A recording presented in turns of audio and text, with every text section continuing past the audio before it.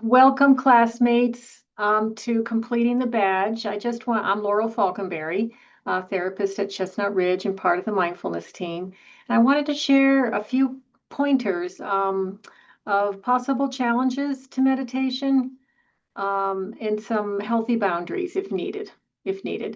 What I'd first like to share is when you're with your group, it's a good idea to say that if whatever we share in this group is confidential.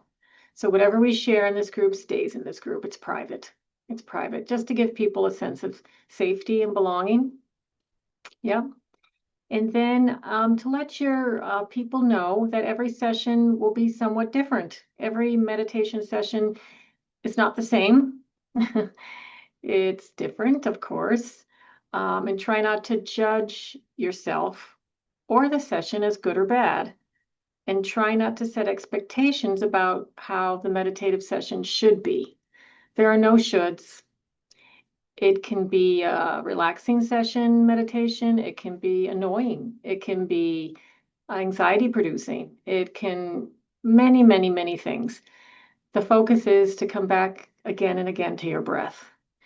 And mindfulness is a practice of turning inward, interoception, turning inward, that big word, interoception, which can possibly, in a few people, trigger a traumatic memory because sometimes we're not used to turning inward um, to that quiet space, and there might be a lot of feelings there.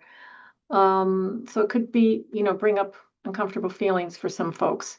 So the participant, if they might start to feel numb or detached, that's okay.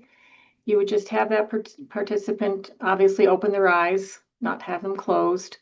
If they're feeling, scared, sad, or other challenging emotions, and ask them if they're comfortable in doing so to just put their hand on their chest. They can feel themselves breathing. And then ask them if they're open to doing this. They can ground themselves by um, looking at 4 to 5 things that they see. And after that, 3 to 4 things that they can touch, like their chair, their clothing, 3 or 4 things they can touch.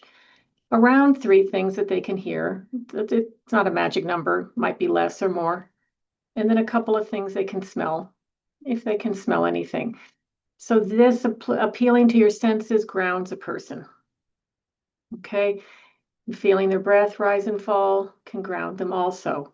You can also suggest, if they want, they can email me. Okay. And this will be on a PDF piece of paper. Also, what I'm sharing with you now, it'll be on a PDF, my email address.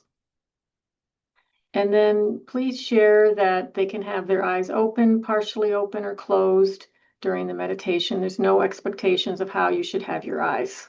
It's whatever is comfortable for the person. So again, not to have expectations of how a session should go.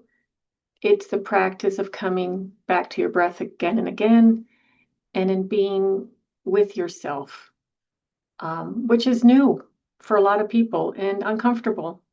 So not to be surprised. And if you have any questions, please, you, the coach, the person who has the badge, reach out to me with any questions on my email. Okay? Okay. Well, thank you for listening. And I'm so proud of you all. And I'm so grateful that you're going to be sharing this with people in your community, at work or in your community, because it's so valuable, so very valuable to help with our nervous system, our brain. We're complicated folks. This is good stuff. So I'll see you when we're in person because we have a 1-day, 2.5 workshop where we'll be in person. So I'll get to meet you in person, which will be lovely. Thank you again. Thank you. Bye-bye.